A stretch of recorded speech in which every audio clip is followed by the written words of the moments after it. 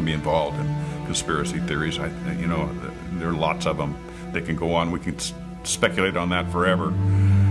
What we really need to know is how those buildings came down.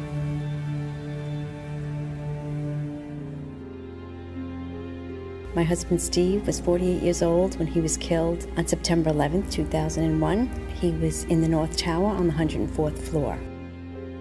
There are so many unanswered questions, and that's scary to me. We never had answers. Nobody ever stopped to have a scientific investigation. A scientific investigation. A scientific investigation. Tribute lights in the New York skyline. An annual memorial to the lives lost on 9/11. Yet there's still more light that needs to shine, revealing truths that their family members deserve to know. September 11th, 2001, a day that changed history. 4 planes went silent and off course. 2 of those planes crashed into the World Trade Center Twin Towers. Several columns were severed, and the jet fuel ignited fires that spread over several floors. About an hour later, millions watched in shock as both towers were suddenly and rapidly destroyed, killing almost 3,000 people, for whom truth and justice may have yet to be served. Hi, I'm Richard Gage, AIA, licensed architect of over 20 years and member of the American Institute of Architects. I'm founder of Architects and Engineers for 9/11 Truth, a non-profit organization of well over 1,000 technical and building professionals. According to official government reports, the fires weakened the structural steel framing of both twin towers, leading to sudden, progressive, and total collapses. Unknown to most people, a third steel frame high-rise, World Trade Center 7, was also destroyed. Critical questions have been raised by more than 1,500 architects and engineers about the official explanations for the destruction of all 3 of these buildings. Along with more than 10,000 other concerned individuals, these professionals, collectively comprising more than 25,000 years of experience, have signed our petition. They're calling for a new investigation into the destruction of these 3 World Trade Center high-rises. This call is based on evidence that reveals a very different destruction scenario than reported by government engineers. This includes abundant scientific forensic data and eyewitness testimony that was omitted from the official reports. You'll be seeing this evidence and hearing from dozens of these technical experts, including many who are among the top in their respective fields. I claim they're not doing science at all. They're doing propaganda or publicity or whatever they're doing, but it's not science. It's not playing by the rules of science. We at AE 9/11 Truth take President Obama at his word in his affirmation to the American people during his inauguration. How do we accomplish this? We've done our best by using the scientific method, examining the evidence from the World Trade Center and developing unbiased conclusions from unbiased experts in their fields.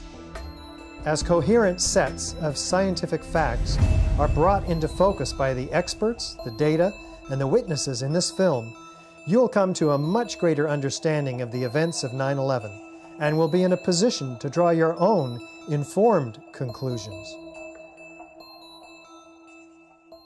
Of course, the ones still most affected by the events of that tragic day are the family members of the victims lost on 9/11. Several have asked to appear in this documentary. Although our focus will be primarily technical, we are deeply moved and honored to give them the opportunity to speak directly to you. Now, let's hear from the AE 9/11 Truth professional petition signers who will share with you what conclusions they came to. Among these experts are high-rise architects and engineers in the fields of structural design, material science, chemistry, fire protection, metallurgy, as well as physicists, explosives experts, and demolition technicians. Also, psychologists, therapists, and counselors, along with theologian David Ray Griffin, who have a deep understanding of the personal issues associated with 9/11, will explain why it is so difficult for us to come to terms with the reality of these events, and learn how we can help ourselves and others with this difficult yet vital responsibility. We were confident, we felt secure, and all of a sudden that security collapsed. So the question becomes why? Why is it that people have so much trouble hearing this information? When your beliefs are challenged, fear and anxiety are created. We don't have leaders who would do those things. I believe that to be the kind of country that we think we are, we have to face some of the things that are not as we think they are. We need the truth in order to heal.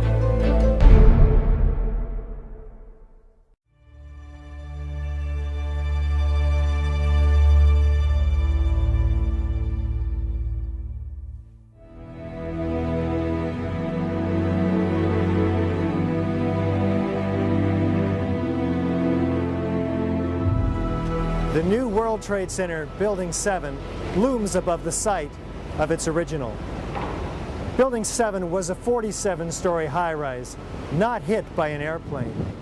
Yet it was the third modern steel-frame skyscraper to collapse rapidly and symmetrically on 9/11. It was a football field away from the North Tower and sustained minor damage from falling debris. Building 7's precipitous collapse was blamed on normal office fires.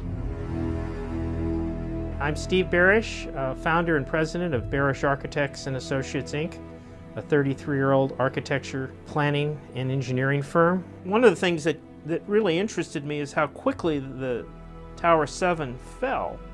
It fell within 7 seconds approximately from top to bottom. This building was built in the mid-'80s and met all the codes at the time. From about 1965 until about 1985, most of my experience has been in high-rise, multi-story steel buildings. NIST would have us to believe that these was a typical office fire, scattered office fires, if you will, that brought this building down. Since the mid-'60s, I've tried to follow high-rise fires because they're something we worry a lot about as we design these buildings. And I'm not aware of any high-rise building that have come down as a result of fires. The coup de grace for me was when I found out that Building 7 had collapsed later that day, and when I saw Building 7 come down. To me, the fact that it looks like a perfect controlled demolition of an intact building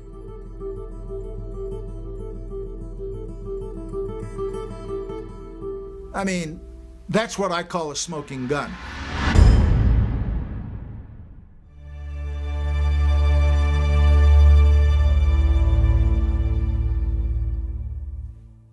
Was the structural steel from World Trade Center 7 preserved, documented, analyzed according to standard procedures for investigating engineering failures?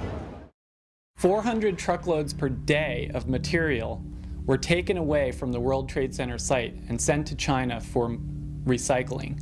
There were laws violated in the destruction of that evidence. And for the American Society of Civil Engineers to ignore those events is extremely disturbing and is a violation, in my opinion, of their professional code of ethics.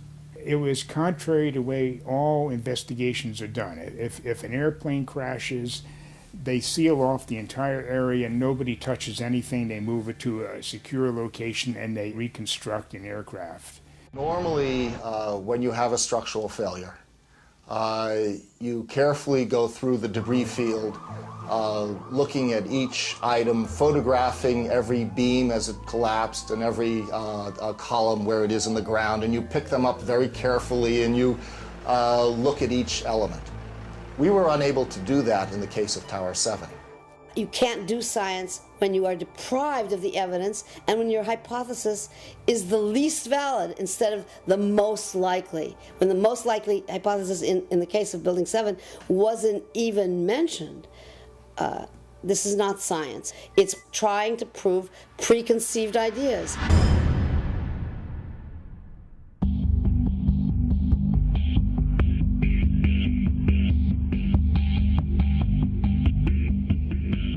Was a proper investigation performed that might have revealed the use of accelerants or explosives in World Trade Center 7's destruction?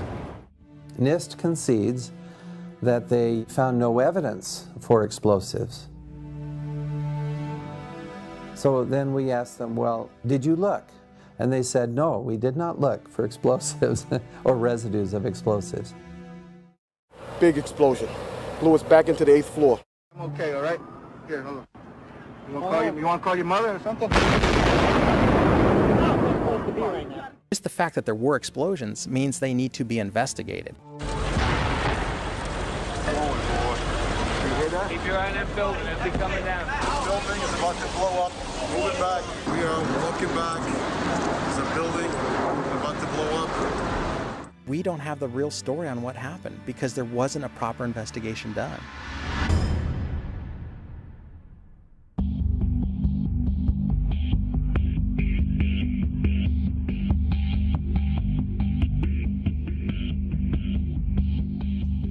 World Trade Center 7 collapsed because of fires fueled by office furnishings. It did not collapse from explosives or from fuel oil fires. As reported by the New York Times, engineers were baffled by the collapse of Building 7. Since no steel frame high-rise has ever completely collapsed due to fire, how are we to understand this mysterious event? High-rise buildings simply do not collapse due to fire. There has never been until 9/11 an experience where a high-rise building that was steel frame completely collapsed. There have been fires burned longer in similar structures without any collapse. This claims the fires were very large, very hot, and long-lasting, when in reality, observation, which has been researched by many people, shows these fires did not last very long. They were not in the locations where NIST claims they were at given times. I'm a fellow of the American Institute of Architects. For the 40-plus years that I've been practicing architecture, I have designed a variety of buildings from small houses to high-rise office buildings. Some of the high-rises that I've worked on are 1 shell and 2 shell here in Houston. I was project manager for a 22-story office building in Akron, Ohio. Later in the day, when World Trade Center 7 collapsed, they had already showed us pictures of a few fires in that building, and I mean, they weren't even raging. And how could that cause a building to collapse as if it were imploded? Couldn't happen.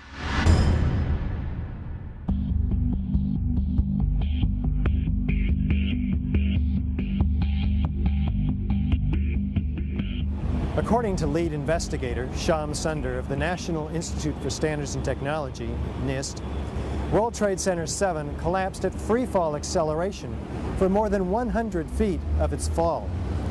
What does the speed of the collapse reveal to us? Essentially, in less than 7 seconds, Tower 7 came down upon itself. It's just like taking your car keys out and just dropping them. That's how fast the building came down, for over 100 feet. And the only way you can get that is when there's zero resistance. And so what we're looking at is a building just coming straight down, falling right through itself with zero resistance. Buildings don't have zero resistance, which is why you feel comfortable walking into a building. This building had 40,000 tons of structural steel in its structural system, and that is intended to keep it from going anywhere. NIST is telling us that the building below it ceased to exist for the first few seconds of the collapse of the building. Well, things in physics just don't cease to exist and cease to resist the forces that are on them. The building didn't disappear so the building can fall for 100 feet at free fall speed. That's impossible. That's a violation of the fundamental law of physics that says that for every action there's an equal and opposite reaction. If floors fall, they tend to fall and are braced by the floor directly beneath it, and there's some delay there. Because of redundancy, because of all the other columns in the building that were not affected. Even if a floor were to collapse, it still wouldn't be able to collapse all of the connections simultaneously at the rate that it did without secondary explosions.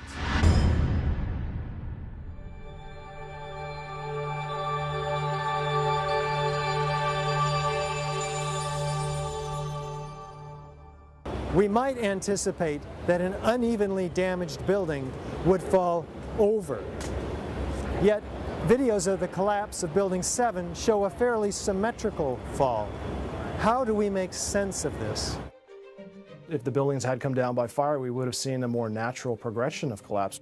And clearly a more asymmetrical pattern should have been present. The symmetry is the smoking gun. It cannot happen that when you have asymmetric damage, you will get a perfectly symmetrical collapse. The exterior columns on the outside as well as on the inside at the bottom would have to be severed almost at the same time. I worked for Controlled Demolition Incorporated, CDI, the top-rated explosives demolition firm in the world. What I saw, it was a classic implosion. The center of the core, the penthouse area, starts to move first, and then the building follows along with it. That's another indicator that this NIST report is very suspect. When it's all finished, the outside walls are piled one on top of the other right in the middle of the building. Just like a house of cards if it were coming down.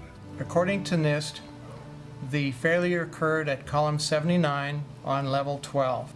This means basically they're talking about a single columnar collapse or failure that resulted in a total collapse of the building. That just does not make any sense.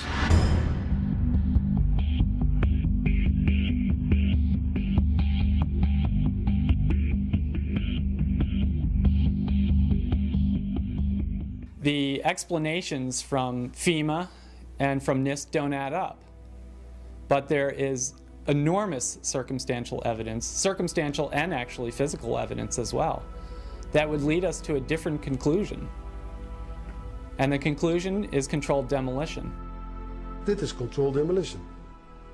Zeker weten. Zeker weten. Er is nagesprongen. Dit is in opdracht gebeurd. Dit heeft een team gedaan van experts. Building 7 to me is really what gives it away, because that's a classic case of controlled demolition.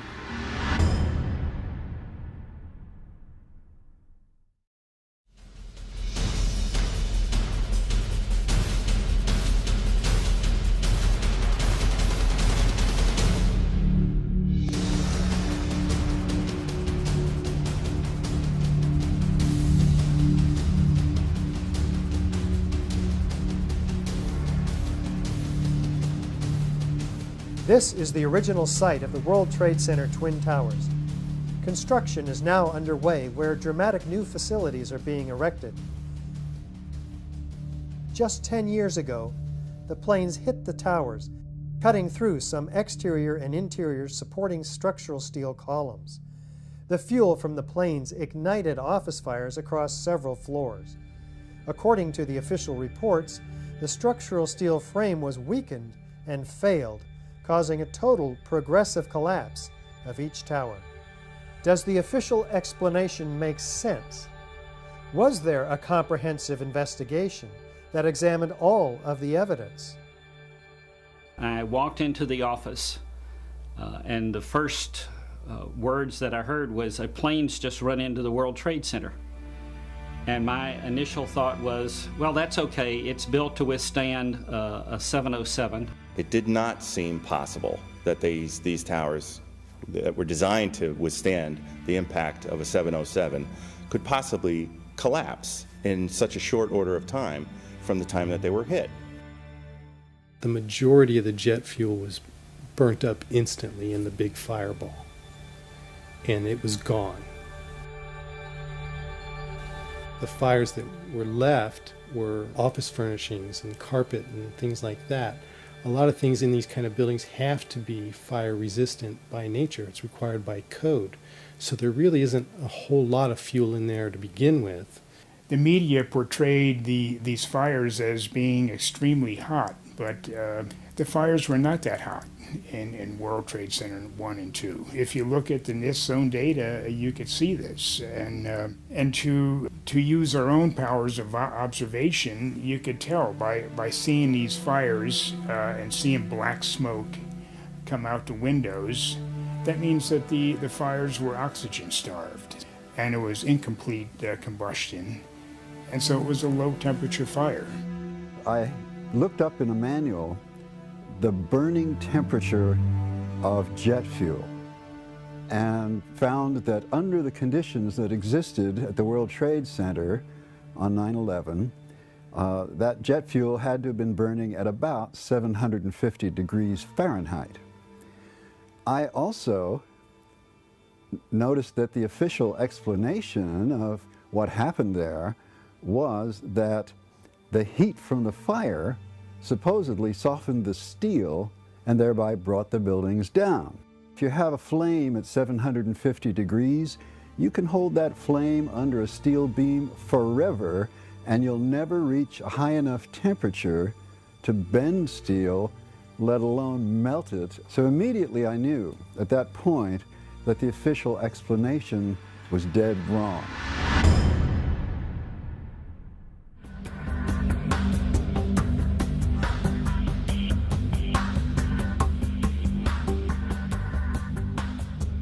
Rather than a slow groaning collapse that we might anticipate, the Twin Towers show in the videos a very rapid, sudden onset of destruction. What does this imply? NIST claimed that the upper section of each of the towers crushed the lower section. However, when you watch video closely, in the case of World Trade Center 1, you'll see that the upper section disintegrates itself. It appears to be a controlled demolition of its own of the upper section. The top section, pushing on the bottom section, it's going to meet equal forces as it goes. Both sections are going to be demolished at the same rate. So by the time you've crushed up 15 stories below it, the top 15 stories are also going to be crushed. And so there's nothing left now to crush the rest of the building. You're looking for a jolt. That this thing, if it actually comes down and hits, you should be able to see the point at which they actually impact, because it would actually slow down the motion of the falling block. Before the tower started collapsing from the top, the antenna started to fall. And the antenna, of course, was over the middle of the elevator shafts. I'm very familiar with the interior structure that surrounded the elevator shafts and the accessibility which the elevator companies had 24/7. It wouldn't be a problem once you gained access to the elevator shafts. Then a team of loading experts would have access to all the core columns and beams. The rest could be accomplished at that point by just the right kind of explosives for the job at hand. The only way that I can see that the towers could have collapsed is that the interior columns were compromised.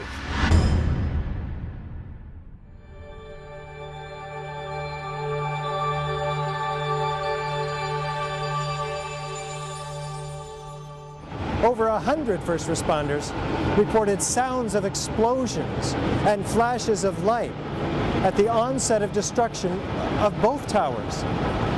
These were not discussed in the NIST report. What did these eyewitnesses actually see and hear?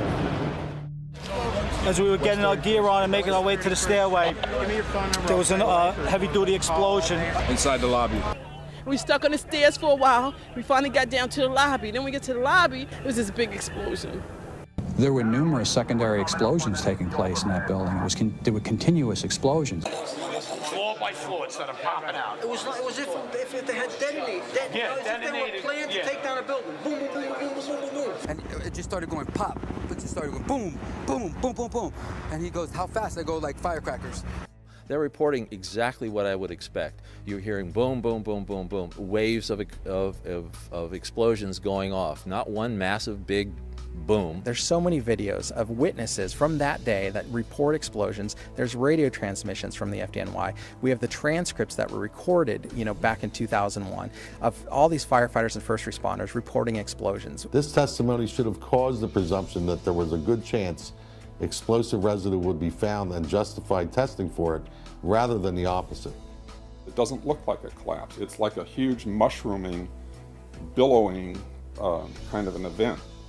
That whole thing looks nothing like a building falling down. It's a building being blown up. That's what the physics shows.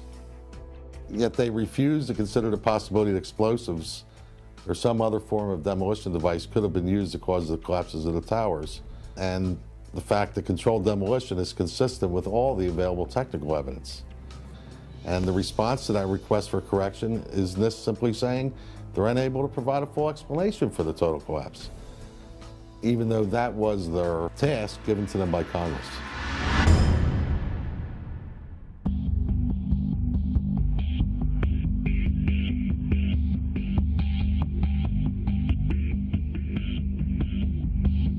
FEMA documents a 1,200-foot diameter debris field around each tower. Videos show multi-ton steel sections of hundreds of individual steel pieces ejecting out of the towers at 60 miles an hour for a distance of 600 feet. They also show clouds of debris pulverized in mid-air and isolated explosive ejections as many as 60 stories below the so-called crush zone. Videos also show the near total destruction of both towers. What does all this tell us about the forces and energies involved in the destruction? Large multi-ton beams were hurled hundreds of yards laterally. Gravity works vertically, not laterally.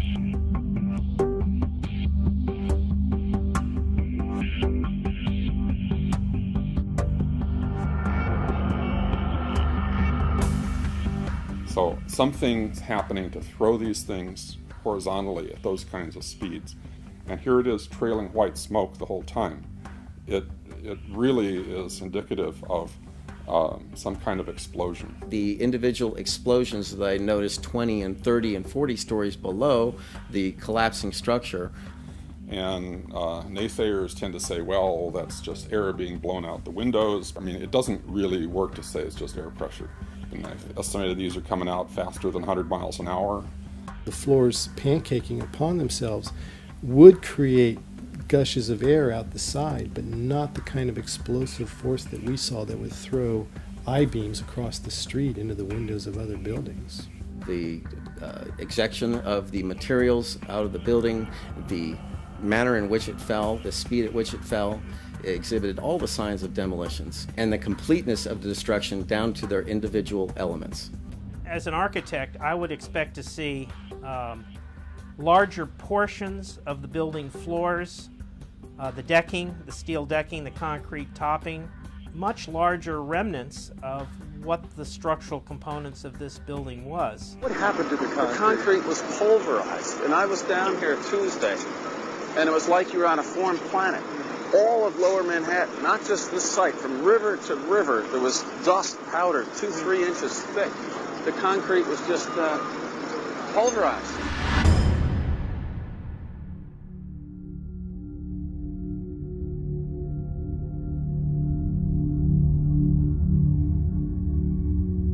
In its report on World Trade Center 7, which came out in May of 2002, FEMA documents in Appendix C steel that has been melted and even partially evaporated, resembling Swiss cheese.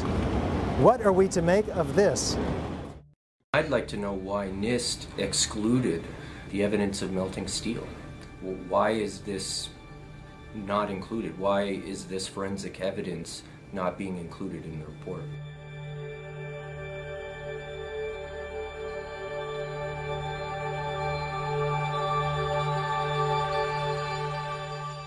First of all, let's go back to your basic premise that there was a pool of molten steel. I know of absolutely nobody, and no eyewitness who said so, nobody who's produced it. You'd get down below and you'd see molten steel running down the channel rails. Like you're in a foundry. Yeah, like lava. Like it was lava from a volcano. Actually melted beams where it was molten steel that was being dug out. Underground, it was still so hot that molten metal dripped down the sides of a wall. It's this fused element of steel, molten steel and concrete and all of these things all fused by the heat into one single element. And they pulled off a big block of concrete, and there was like a little river of steel flowing.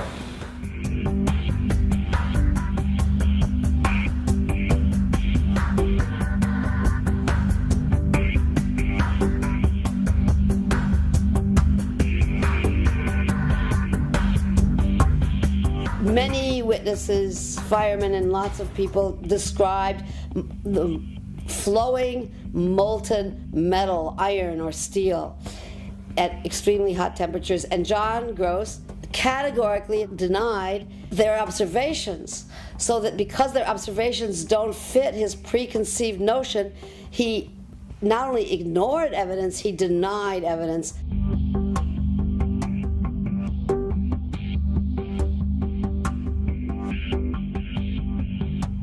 There were reports of molten steel having been seen in the rubble pile of all three buildings, and I knew that jet fuel, which is essentially kerosene, is not capable of melting steel nor iron.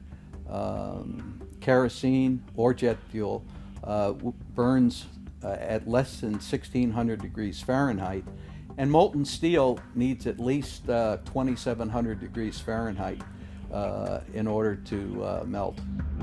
In an office fire, you cannot generate enough heat to melt steel. And yet we have evidence of molten iron in the microspheres, in the rubble pile, and the metal pouring out of the side of the tower. So what is this molten metal? It's a direct evidence for the use of thermite. An incendiary used by the military, thermite is a compound of iron oxide and aluminum, which when ignited sustains an extreme heat reaction, creating molten iron. In just 2 seconds, thermite can reach temperatures over 4,500 degrees Fahrenheit, quite enough to liquefy steel. We know that open-air fires cannot burn hot enough to melt steel, but metal had melted at the base of the towers. I found a pore in the steel that had pure sulfur embedded in the pore, which I thought was very strange, and so that's when I really started looking for sulfur and finding it in more abundance in some of these phases. There's a government theory that calcium sulfate from gypsum boards was the source of sulfur, and that's wrong. Calcium sulfate cannot undergo any kind of a chemical reaction that produces the element sulfur, and we're not dealing with any kind of compound of sulfur. When we're talking about sulfidation, we're dealing with the element sulfur. There's a version of thermite called thermate, which has sulfur in the thermate. And what the sulfur does is it's sort of like salt on ice. And it just basically makes the steel melt at a lower temperature. And if you do a search on Google for thermite and building demolition, you can find devices that have been fabricated and invented that use thermite for building demolitions. In the case of thermite cutting charges, you would have heard far less noise, since they are worked by thermal heating, melting of the steel, rather than an explosive cutting as in RDX charges. Overflights had detected with infrared camera 1400 degree Fahrenheit hotspots on the surface of ground zero, and that being there for a week indicates that there was something very hot going on below the surface. So thermite would also explain potentially the fact that the fires could not be put out at ground zero. The fires lasted for quite a while, but most importantly, they were deep within the pile, where people would expect that the environment was oxygen starved. And thermite could explain this because it has its own oxidant within. It's actually the metallic oxide that provides the oxidant to allow the incendiary thermite reaction to occur, even underwater.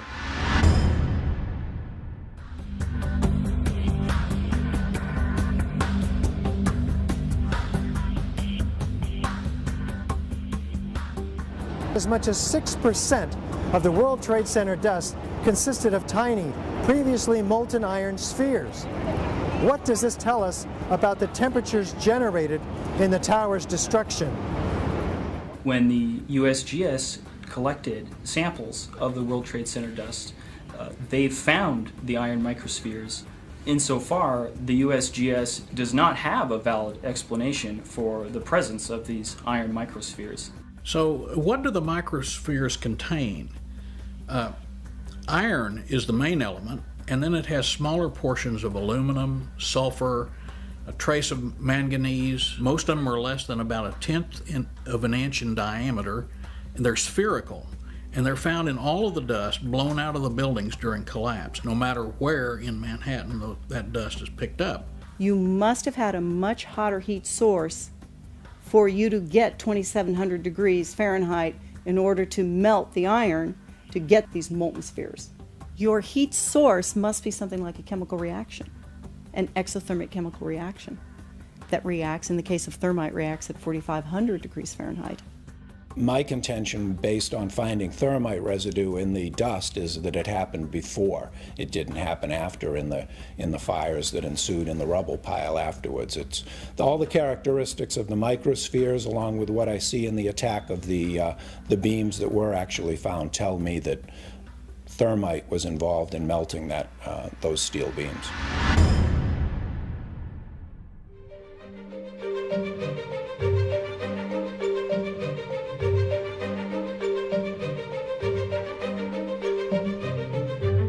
Out of the ashes of the World Trade Center devastation rises the Freedom Tower, whose foundation, however, is shrouded in question.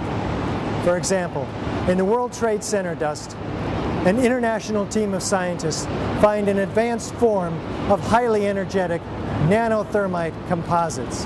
What is it, and where does it come from? In the dust, we found what we characterize as unreacted thermitic material in the shape of some very tiny red-gray chips. And in the reaction they produce molten iron, which is the prime indication of a thermitic reaction. And such a reaction can be used to destroy steel structures. What we have found is a modern version of thermite, which we call nanothermite, which is produced in a different way. It is not just two powders being mixed. The material is actually built from the atom scale up. We call it the bottom-up procedure, which is what you do in nanotechnology. The ingredients are much smaller, which means they're reacting faster and they are more easily ignited. The primary elements in the red material are aluminum, iron oxide, as well as silicon and carbon. The iron oxide appears in faceted grains, approximately 100 nanometers across. The aluminum appears in thin platelets, about 40 nanometers thick. This is discussed in our paper in the Open Chemical Physics Journal, published in April of 2009. So far, none of these papers have been refuted in the literature, the scientific literature. So that means they are unchallenged in the scientific sense. They stand as an indictment, really, of the official story of 9/11. We also took paint that came off of the WTC steel and looked at that in the SEM and did a compositional analysis of that and found that it was not similar to the red gray chip or the red layer of the red gray chips. This cannot be paint. Paint does not have these exotic properties. It's impossible. This is material that is of military use that really shouldn't be there.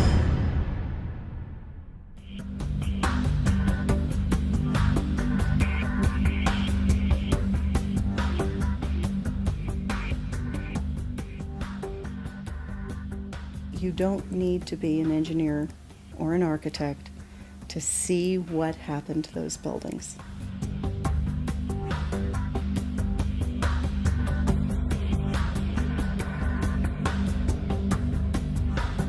Any honest investigator would be looking at this and looking for explosives and so forth. The NIST investigation didn't go there. They just would not look for explosives.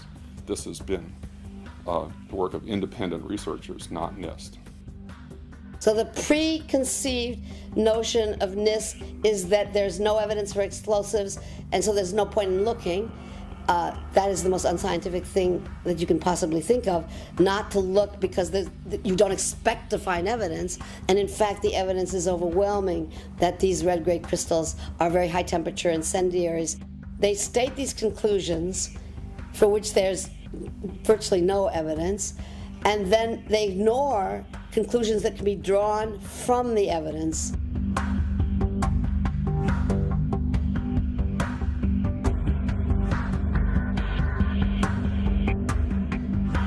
The only way that a building can accelerate as it collapses is by having pre-engineered, precisely timed, and precisely placed explosives. In other words, controlled demolition.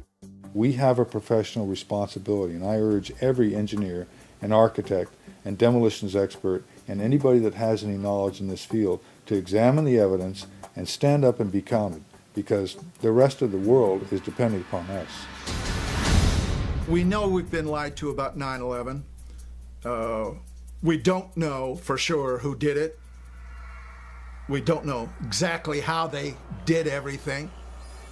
And that's why we need a new investigation to find out. We do know that there was a massive cover-up, that there was evidence hidden and destroyed. The American people absolutely need the truth of 9/11.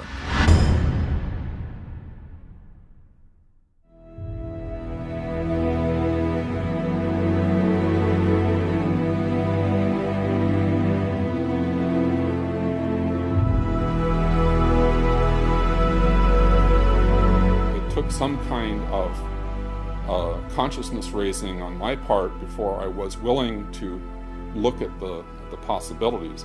And really, you need to go where the evidence leads. Let's look at it objectively. Let's look at the evidence, not these fabricated computer models and hearsay and all these predetermined conclusions. Let's really open it up again and investigate this thing properly, and then come to conclusions. I strongly support an independent investigation that would be independent of the government, independent of all of the influences that obviously were in effect during the NIST investigation. What happened on 9/11 is not something that is just going to go away. This is very pertinent to us today. I wish to further the investigation, and I want to make a difference because I want this to be a safe and better place for my children. I signed the petition on the Architect and Engineers 9/11 Truth website mainly because I wanted to stand behind the families that lost people on 9/11. The 9/11 Truth movement was started by the families that lost loved ones on that day, and they were all out there alone screaming for help, and our own country was ignoring them and ignoring their needs and not taking care of them the way we should have after that happened.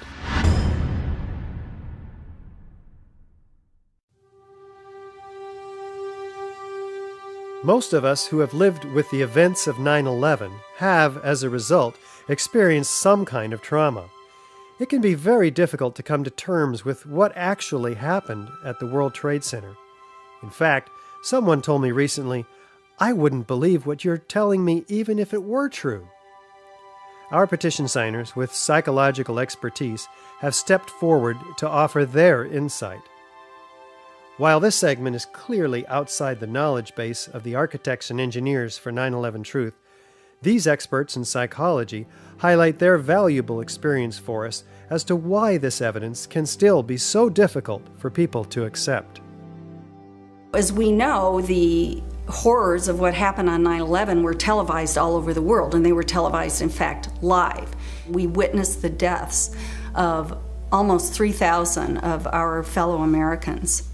We know this had a very severe and traumatic impact on a majority of the population. At this point, we have 9 years of hard scientific evidence that disproves the government theory about what happened on September 11th, and yet people continue to be either oblivious to the fact that this information exists or completely resistant to looking at this information. So the question becomes why? Why is it that people have so much trouble hearing this information?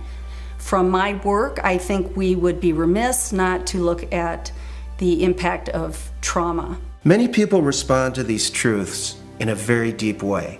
Some have a visceral reaction like they've been punched in the stomach. To begin to accept the possibility that the government was involved is like opening Pandora's box. If you open the lid and peek in a little bit, it's going to challenge some of your fundamental beliefs about the world. If we can think of our worldview as being sort of our mental and emotional home, I think all of us will do just about anything to defend our homes, to defend our families. And so I see that with people, and I saw that with myself when my brother tried to talk with me about it, of don't mess with me, don't mess with my home, don't mess with my comfort with how things are. About a week later, I read a lengthy article by Professor Griffin about why he believes the official account of 9/11 cannot be true. And it was a very well-researched article. It was in my office at the time. I sat there and I felt my stomach churning. I thought maybe I was going to be sick. And I leaped out of my chair and ran out the door and took a long walk around the block, around several blocks, and just broke down. I understand now that what was happening was my worldview about my government being in some way my protector, almost like a parent, had been dashed, and it was like being cast out into the wilderness, I think is the closest way to describe that feeling. And I sobbed, felt like the ground had completely disappeared beneath my feet. And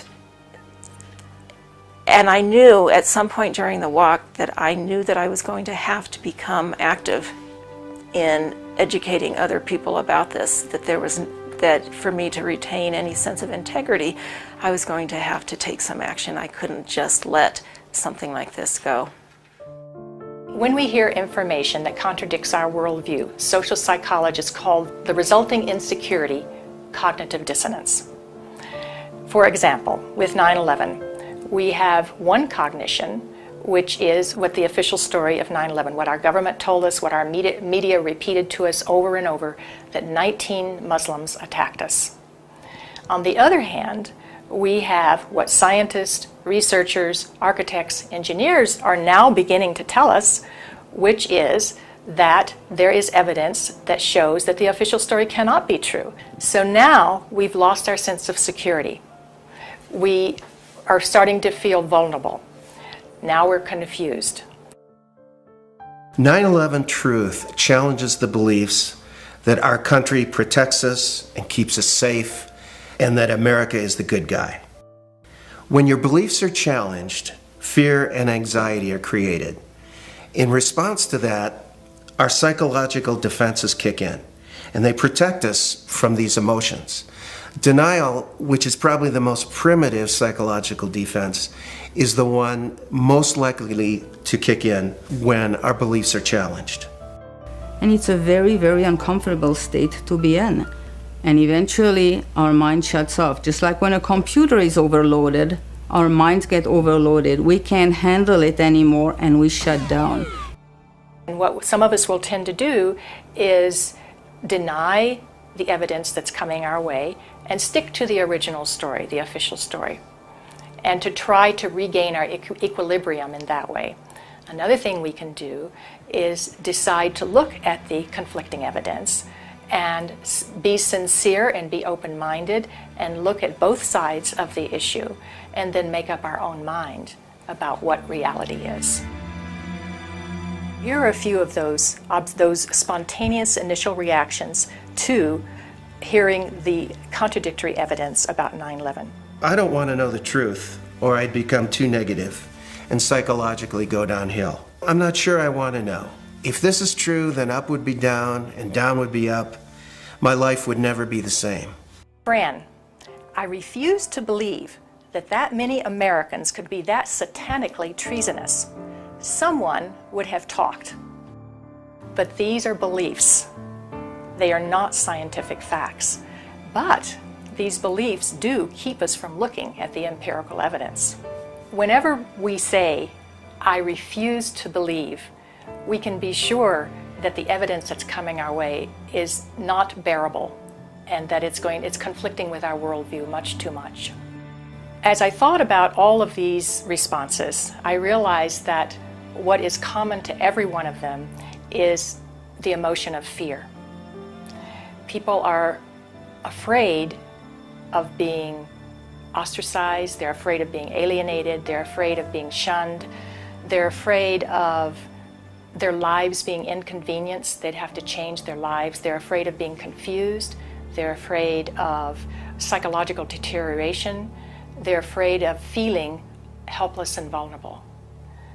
And they're afraid that they won't be able to handle the feelings that are coming up. None of us want to feel helpless and vulnerable. Healing comes through facing the truth, experiencing it, allowing the feelings to come in, so that if there are feelings of fear that perhaps these events were caused by something that we haven't thought about yet, dark elements within our society, for example, we'll let that come in and explore it. Let the light shine on whatever happened. This will be the most healing process. After World War II, part of the way that Jewish people honored the dead was by making sure that the truth was known and that the value of these people was respected. Not pursuing the truth about 9/11 disrespects the value of the life of the people that died. Thinking that we're above such things, that it could happen in other countries, but it couldn't happen here, that's a lack of humility, and that's excessive pride. And so not being able to see our dark side or our weaknesses is the most dangerous thing. A feature of American history that makes us particularly liable to this pride is this notion that's called exceptionalism, that America is the exceptional nation.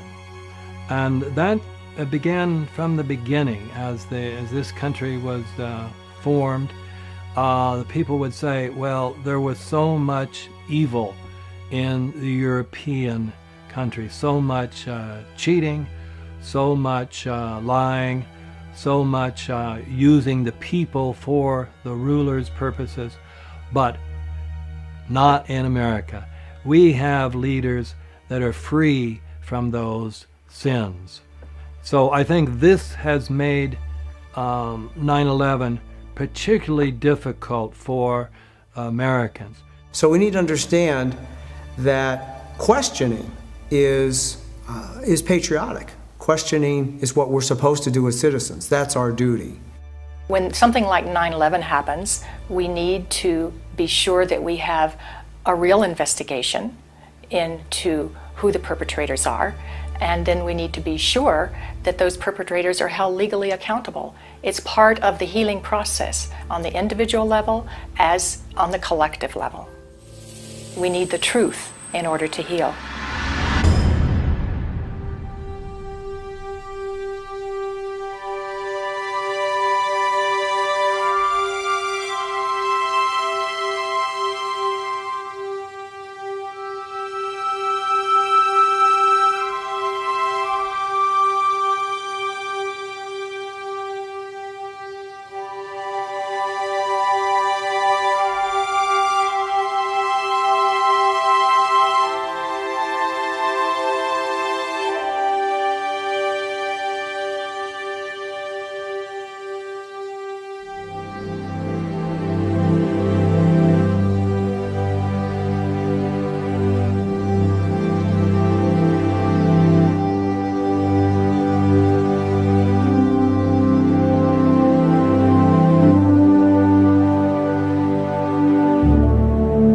My name is Bob McIlvaine.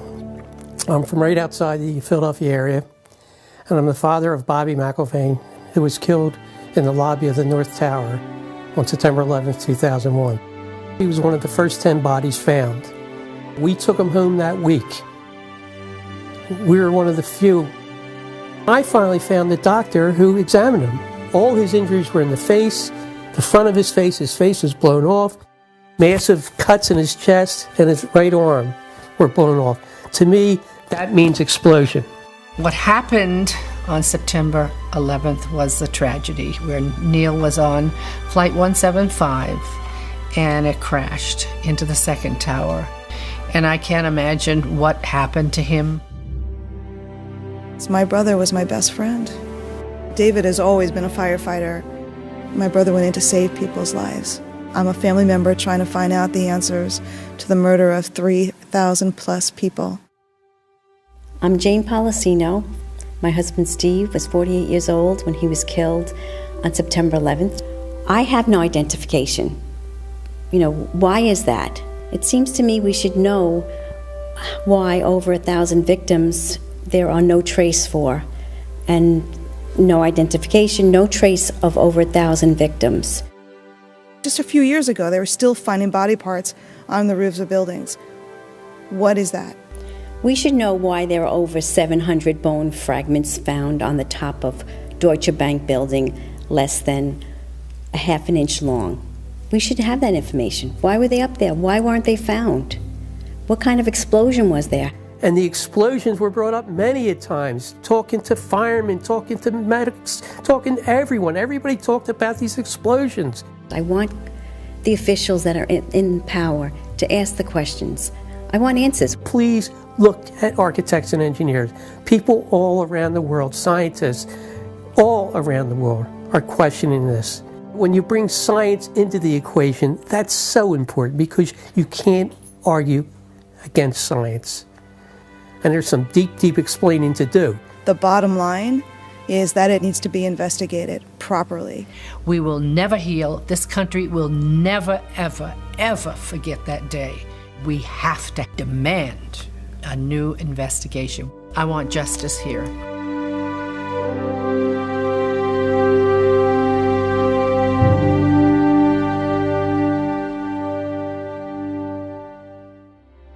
The forensic evidence that you've seen is very real. New light has been shown. A third beam now reaches into the pitch black sky and stands in for the still officially unexplained free-fall destruction of the World Trade Center Building 7. The obvious dark truth about Building 7 may very well provide the key to justice for the victims of family members of the destruction of the Twin Towers. The country owns this. We were all victims. You all should want answers. It's not just ours, not just mine. We all lost something that day.